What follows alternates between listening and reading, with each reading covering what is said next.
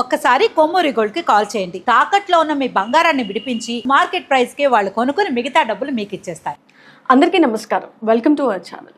నిన్నటి వరకు 12 రాశుల్లో 4 రాశుల వారి గురించి గురుగారు చాలా చక్కగా వివరించారు. సో మరి ఇప్పుడు మిగతా రాశుల వారి గురించి కూడా మాట్లాడతాం. మనతో పాటు ఉన్నారు కేఎస్ఆర్ గారు. గురుగారు నమస్తే. నమస్తే అమ్మా. గురుగారు, ఏప్రిల్ నెలలో ధనుసు రాశి వారికి ఎలా ఉండబోతుంది అంటారు?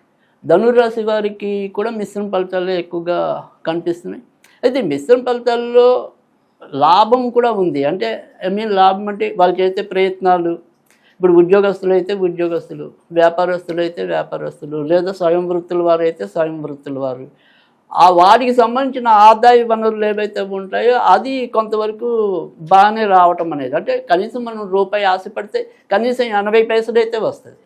సో ఆ మాత్రం ఊరటైతే కనుక ఖచ్చితంగా ఉంది. ఆర్థికంగా గట్టిగా ఉన్నారంటారు అయితే. అంటే పర్వాలా, మనకి రూపాయికి రూపాయి రావాలి అనుకుంటే ఒక్కోసారి అత్యాస అవ్వచ్చు. కనీసం 80 పైసలు అయితే వస్తుంది కాబట్టి తృప్తి పడవచ్చు. అయితే ఎక్కడ మనం మిశ్రమ ఫలితాలు అనేది ఏంటంటే వీళ్ళకి కొద్దిగా ఆరోగ్యం మధ్య మధ్యలో ఇబ్బంది పెట్టడానికి అవకాశాలు ఎక్కువగా కనిపిస్తున్నాయి. ఎందుకంటే ఇప్పటికీ అర్ధాష్టమ శని అనేది ఒకటి నడుస్తుంది. సో దీనివల్ల తర్వాత వచ్చేప్పటికి ఏంటంటే గురుడు సప్తమ స్థానంలో ఉండటం వల్ల అనారోగ్యాల నుంచి బయటపడుతూ ఉంటారు, కానీ ఏదో ఒక అనారోగ్యం అయితే పొడసూపుతూ ఉంటుంది. ముఖ్యంగా అర్ధాష్టమ శని ఉండటం అనేది దానివల్ల కూడా కొంత ఇబ్బంది ఎక్కువ కనబడుతుంది. కానీ తృతీయ రావు వల్ల ఏంటంటే ధనం లభించడం అనేది ఉంది. అంతే తప్ప ఆరోగ్య విషయంలో అంటే ఏమంటాం, సమయానికి తింటాం. వీళ్ళు ఏంటంటే కొద్దిగా ఇప్పుడున్న పరిస్థితుల్లో అకాల నిద్ర అకాల భోజనం అన్నట్టుంది. అంటే సమయానికి తినకపోవటం, సమయానికి నిద్రపోకపోవటం, రకరకాల ఆలోచనలు పెట్టుకోవటం. సో దీనివల్ల ఒక్కోసారి నిద్రలేమి అనేది ఉంటుంది. సో నిద్రలేమి అనేది పలు వ్యాధులకు మూలం కనుక ఆ రకంగా నిద్ర తగినంత పోవటం అనేది చాలా అవసరం.